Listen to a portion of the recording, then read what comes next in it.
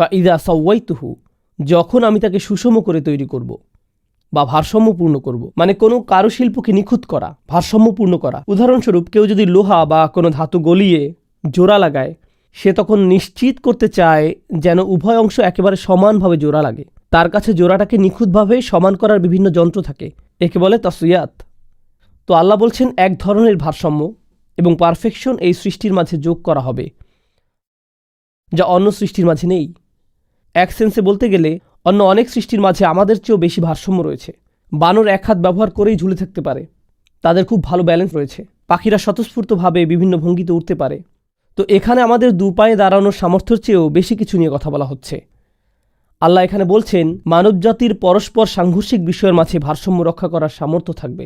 উদাহরণস্বরূপ ব্যক্তিগত প্রয়োজন এবং পারিবারিক প্রয়োজনের মাঝে ভারসাম্য রক্ষা করার সামর্থ্য থাকবে তাদের। তারা ব্যক্তিগত দায় দায়িত্ব এবং সামাজিক দায় দায়িত্বের মাঝে ভারসাম্য রক্ষা করতে পারবে। তারা তাদের অধিকার এবং দায়িত্বের মাঝে ভারসাম্য রক্ষা করতে পারবে। আমাদের সমগ্র জীবনটাই হবে আসলে ভারসাম্যের সমষ্টি।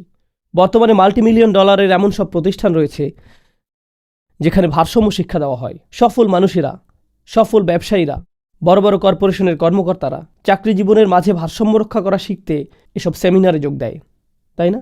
ব্যালেন্স অর্জন করতে। আল্লাহ বলছেন এই মানুষের এমনভাবে জীবনযাপন করার সামর্থ্য থাকবে যে জীবন হবে সব দিক থেকে সমান, ভারসাম্যপূর্ণ। আল্লাহ বর্ণনা করছেন ভারসাম্য রক্ষা করার এই গুণটি মানুষের অন্যতম একটি মহৎ গুণ হবে, যা তাকে বিস্ময়কর করে তুলবে। তাহলে প্রথমত তিনি মানুষকে অন্য সব প্রাণীর মতো করে সৃষ্টি করেছেন। তারপরে এই মানুষের সব কিছুর মাঝে ভারসাম্য রক্ষা করার চমকপ্রদ এক গুণ থাকবে। এই সব কিছুর উপরে ওয়ানাফাখতু ফীহি মির রূহি। প্রসঙ্গত আরও সামনে এগিয়ে যাওয়ার পূর্বে ভারসাম্য নিয়ে আরেকটি কথা বলতে চাই। ভারসাম্য হলো আমাদের আবেগ, অনুভূতি এবং চিন্তা শক্তির মাঝে। এর মানে কি? চলুন একটি ব্যাখ্যা করি। ক্ষুধার্ত কুকুর সামনে কোনো খাবার দেখলে এর প্রতি ঝাঁপিয়ে পড়ে এবং কামড় বসিয়ে দেয়। সে ফলাফল নিয়ে চিন্তাভাবনা করে না। এখানে আছে শুধু অন্তরের ইচ্ছা, আর কিছু না।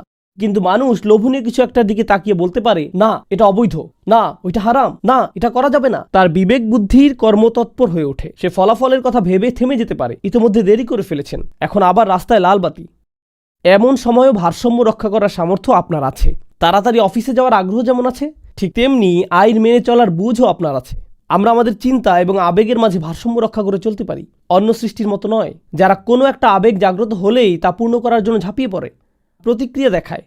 কিন্তু আমরা ফলাফল নিয়ে ভাবতে পারি, দীর্ঘমেয়াদী চিন্তা করতে পারি, আমরা নিজেদের থামিয়ে দিতে পারি, ভারসাম্য রক্ষা করে চলতে পারি। কোরআনে আমাদের বুদ্ধির নামও ঠিক এভাবে এসেছে, আল হিজর, আন্নুহা। আমাদের বুদ্ধির বর্ণনা দিতে এই শব্দগুলো ব্যবহার করা হয়েছে। হিজর মানে শিলা, পাথর, কারণ পাথর সামনে এগিয়ে যাওয়ার ক্ষেত্রে বাধা তৈরি করে। আর নুহা মানে প্রতিনিষেধ, কারণ আমাদের বুদ্ধি আমাদেরকে বোকার মতো কিছু করতে বাধা দান করে, এটি প্রতিবন্ধকতা সৃষ্টি করে। কখনো কখনো আমি আপনি অতিরিক্ত আবেগতাড়িত হয়ে বোকার মতো কোনো সিদ্ধান্ত নিয়ে ফেলি, বা আমরা এমন কিছু বলে ফেলি যা আমাদের বলা উচিত না, বা এমন কিছু করে ফেলি যা করা উচিত না। আমরা আমাদের আবেগকে ভারসাম্যহীন হতে দিয়েছি। আল্লাহ আজ্জা জাল্লা এখানে বলছেন এমন সব মুহূর্তে ভারসাম্য রক্ষা করার বিস্ময়কর সামর্থ্য মানুষের থাকবে।